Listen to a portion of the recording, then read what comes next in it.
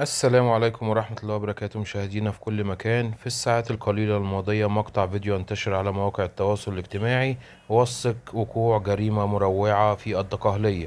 القبض على المتهم بذبح زوجته بالدقهلية بعد أن صور جثتها سيلفي وأرسلها لأسرتها.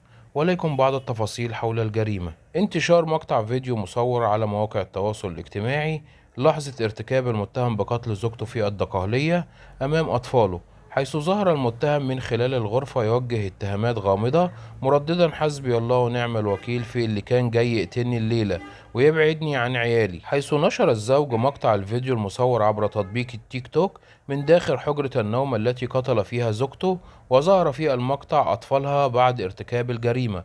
وأقدم زوج في قرية تيرا التابعة لمركز نابارو بمحافظة الدقهلية اليوم الأحد على ذبح زوجته، والتقط صور بجوار الجثة عقب ذبحها وإرسال صورها لأسرتها. حيث ورد بلاغ لمأمور مركز شرطة نابارو من أهالي قرية تيرا التابعة للمركز بقيام زوج بقتل زوجته ذبحا بالقرية، وقيامه بالتقاط فيديو بجوار الجثة، وعندما حاولوا الإمساك به هددهم بذبح أولاده. حيث انتقل ضباط مباحث مركز شرطة نابارو إلى مكان البلاغ، وبالفحص تبين إن الزوج يدعى ح ألف والزوجة تدعى زين ألف ف، 26 عاما، ولديها 3 أبناء متزوجين منذ 9 سنوات.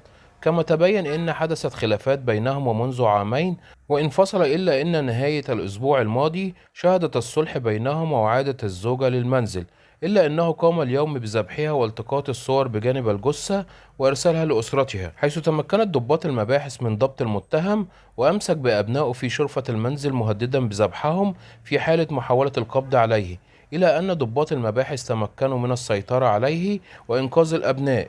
وبكده كنا نقلت لحضراتكم بعض التفاصيل حول جريمة الدقهلية المروعة. ده كان فيديو النهاردة، واشوفكم إن شاء الله في فيديو جديد، وأقول لكم السلام عليكم ورحمة الله وبركاته.